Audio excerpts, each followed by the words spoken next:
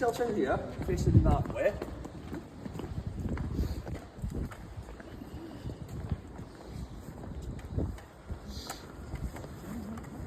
So good morning, ladies and gents. Welcome to Manchester Royal Party Ports to Tower of London. My name's Tam. I'm one of the 35 Yeoman Warders, also known as the Big Peter at the Tower. And obviously, the next few minutes I'm going to tell you about the opening ceremony, etc, etc. So, where are you all from, Phil? Where are you guys from? Scotland. Scotland? Yeah. Whereabouts? Borders. The Borders. Oh, lovely place. Where are you guys from? New York. New York! Just like the Scotland bit like the bear. No, I'm not. Where are you guys from? I'm from Oregon with him on the end. Ah, Oregon. We live with Rob Well, there in you go Scotland. then. Yeah. Mixed Scotland. Good to see you guys. So, right, I'm going to tell you about the sound, but before I do that, obviously, we have to close the doors, don't we? And that happens at 10 p.m. each night. And it has done for well over 700 years, every single night. Now, obviously, that ceremony there is a little bit steeped in a mystique, etc., and that we keep it that way, because that's not allowed to be filmed any time whatsoever.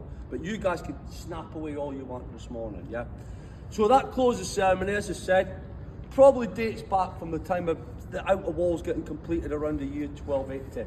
A little bit obscure that. You've got the guards coming, I'll tell you about them in a second. However, we do know that in 1336, King Edward III very sneakily arrived by barge at night, unannounced, and found that he could gain entry without being challenged.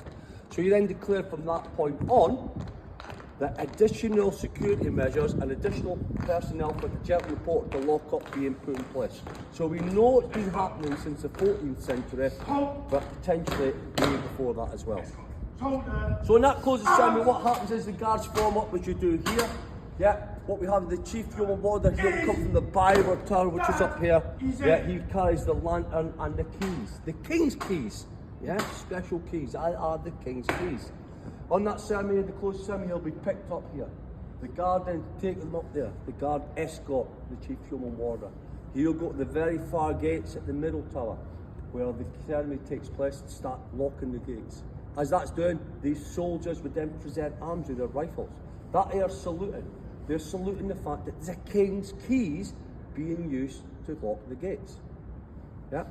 They'll then come back this way where the inner gates are then locked as you see them now, where exactly the same thing happens. They then come back along here, they finish up here, and they'll go towards the steps at the top where the ceremony is completed by the playing of the last post. Yeah. And the fact the keys are then given, yeah, taken by the chief yeoman warder, and they're deposited in the Constable of the Tower London's house, where those keys have been held every single night for well over 700 years. So that exactly the same ceremony takes place. So what you're seeing here is the reverse of that. So early today, those keys were collected. The keys are now back in our office. Yeah. So in about 6 minutes' time, what's going to happen is our duty supervisor, one of our sergeants, he's going to emerge from the Byward Tower here. He's going to march along here. He's got those keys in his hand. As he comes along here, I'm going to be in my position off here, and I'll salute as he goes past. But I'm saluting the fact, again, the king's keys are passing me. Yeah, the king's keys. Our supervisor will then be met by the guard here. The escort here under the command of the sergeant will then march off.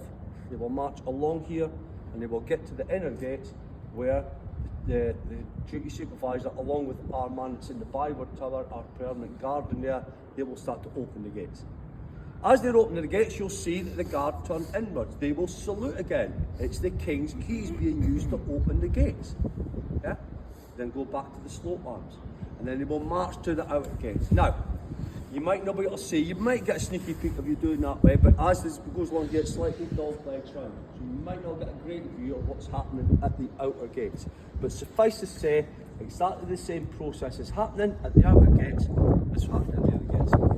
Both sets of doors open. Yep. When that's done, they will about turn. They will march back along here. This is Water Lane. Yeah.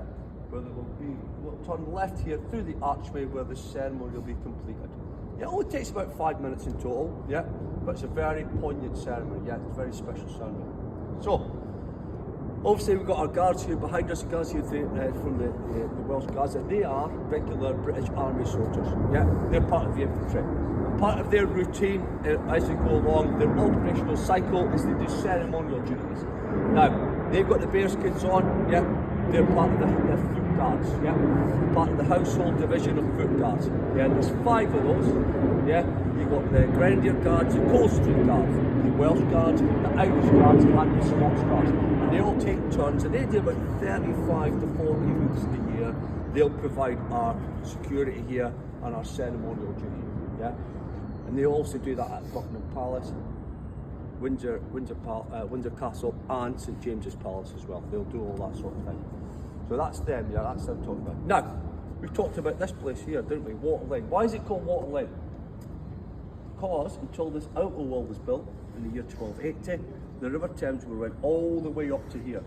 Yeah, and there's evidence to support that. See the metal ring? That's where boats used to tie up here. Yeah. When this outer wall was built in 1280, the whole place was raised some 12 feet, and that's how we have here. Yeah, and that's what you got there. I'm not going to steal any more thunder about history, because you're going to do all that stuff. Yeah, but suffice to say, you're in what I call the Great Triangle here. Yeah, almost.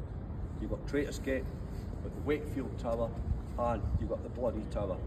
3 of the most important parts of the Tower of London. Yeah, so you can all got lots for that. Right, guys. Anybody got any questions for anything I've covered? No, not at all. I must be good, eh? Can I get some pictures? Yeah, of course you can. Do you want to get some pictures? Oh, sure.